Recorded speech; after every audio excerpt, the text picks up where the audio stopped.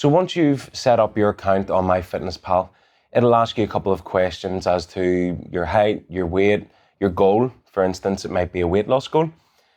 Once you put on all those details, MyFitnessPal usually gives you some sort of a target in terms of calories that you should be aiming for on a daily basis. Now, we usually use MyFitnessPal as a tool only for tracking our calories. We don't rely on it as the source of knowledge when it comes to calories. So your coach may have given you different advice, and that's completely fine.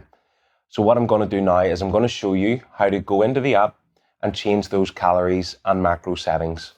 First of all, I'm using an Android, so the app might look slightly different if you're using iOS, but the same principles usually apply. Down in the bottom right hand side of the app, you can see the menu button. I'm just going to click on menu, and just around about halfway through that menu, we can see goals. I'm just going to click on goals. And here we can see our starting weight, our goal weight, things like how many pounds per week we want to lose, and our current activity level. Under here we see calories, carbs, protein and fat goals, and this is where we want to click into to change that.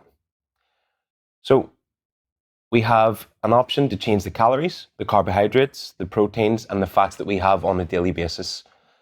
Now, there's a slight glitch in the app sometimes, so we might need to go through these settings a few times just to ensure that they save. So I'm going to change the calories from 1800 to 2200. And again, this isn't any specific target. This is just showing you how to change the goals. So follow the advice that your coach has given you. If we're going to change our protein, carbs and fats, it doesn't really matter which one we click on. It's going to open up this kind of wheel where we can change the percentages for the day. So you can see here carbs, protein and fat across the top. And I can just slide up and down to change the percentages.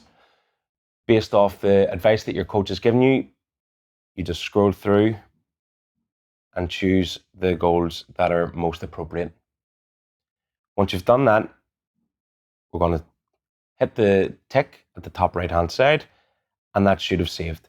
Again, like I said, there's sometimes a bit of a glitch in the app, so I'm just going to go in again and double check that that all saved, and it seems to have done so.